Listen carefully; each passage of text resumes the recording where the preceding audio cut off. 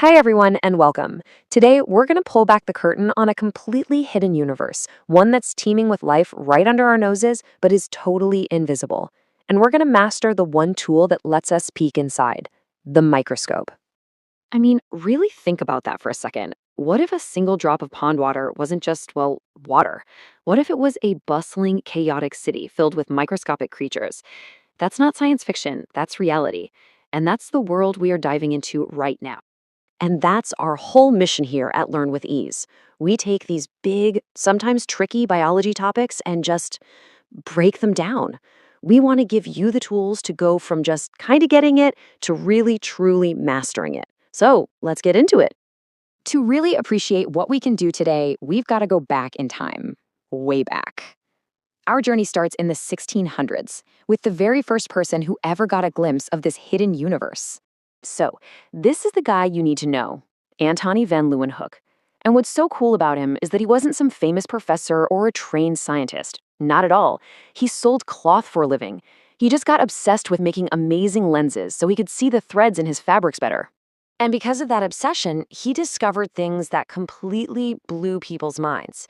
In 1674, he was the first human to ever see single-celled organisms swimming around. Then, a few years later, he was the first to see and document spermatozoa. And then, and this is my favorite, in 1683, he literally scraped some plaque from his own teeth, put it under his lens, and bam, he discovered bacteria.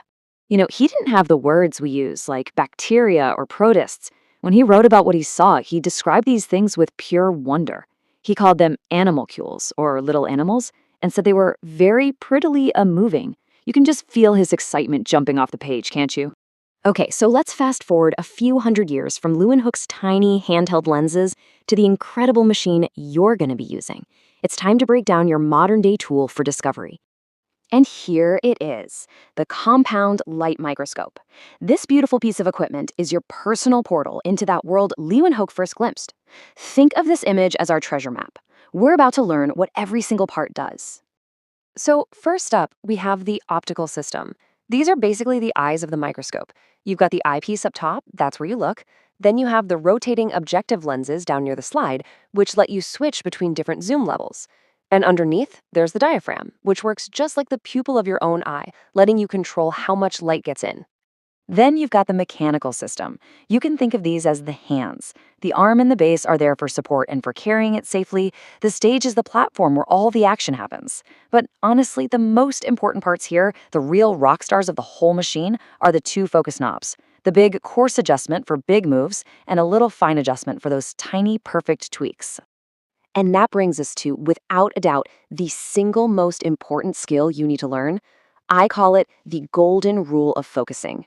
This is the secret to getting a crystal clear image every single time. And, more importantly, the secret to never ever breaking a slide. So let's really get this straight. The big coarse knob, that's your searcher. It moves the stage up and down really fast to help you find your specimen. But, and this is key, you only use it on low power. The small fine knob is your clarifier. It makes tiny, microscopic adjustments to bring your image into sharp focus. And it's the only knob you should touch when you're on high power. Mixing them up is the #1 mistake, and trust me, it ends with a crunch. So here it is, the foolproof protocol. Memorize this and you'll be golden. Step 1, always start on the lowest power lens. Step 2, use that big coarse knob to get your specimen into view. Step 3, and this is huge, you have to move your slide so your target is right in the bullseye, dead center. Step 4, switch up to the next highest power. And step 5, from this point on, you forget the coarse knob exists. You only use the fine knob to get that perfect, sharp focus. That's the whole procedure. Simple, right? And if you're wondering why I'm so intense about this, here's why. When you're on high power, the tip of that lens is incredibly close to the slide. We're talking less than a millimeter. That's about the thickness of a credit card. If you even think about touching that coarse knob, which moves in big jumps, you're going to ram that expensive lens right into the glass slide. It is a guaranteed disaster.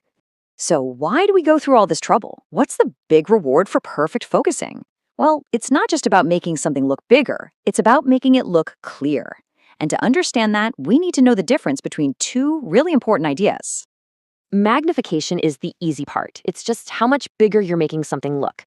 You just multiply the power of the eyepiece, which is usually 10x, by the power of the objective lens you're using. So if you're on the 40x objective, it's 10 times 40. You're seeing the image at 400 times its actual size. Simple math. But resolution.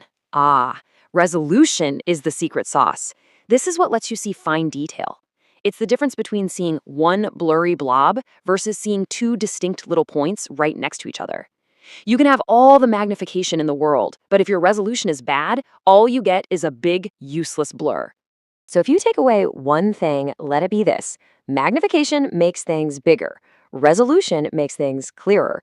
Your goal isn't just to make a giant image, it's to make a sharp, detailed image. And that is why mastering your focus and controlling the light is absolutely everything.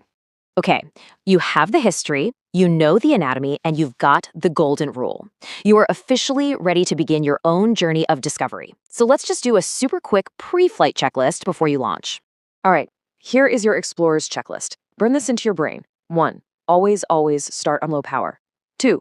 Coarse knob is your search tool on low power only. 3. Center your target before you even think about zooming in. 4. The fine knob is your best and only friend on high power. And 5. Don't forget to play with the light. A little adjustment to the diaphragm can make a world of difference. Nail these 5 steps and you'll be a pro. You know, Leeuwenhoek started a scientific revolution with a drop of water and some plaque from his teeth. The tool in your hands is 1,000 times more powerful. The key to this entire invisible world is right there. So the only question is, what are you going to discover first? Hey, if this guide helped you feel more confident at the microscope, do us a huge favor. Hit that like button and maybe share it with a friend in your class. And of course, subscribe and follow Learn with Ease because we're here to make all of biology this simple. Thanks for watching and happy exploring.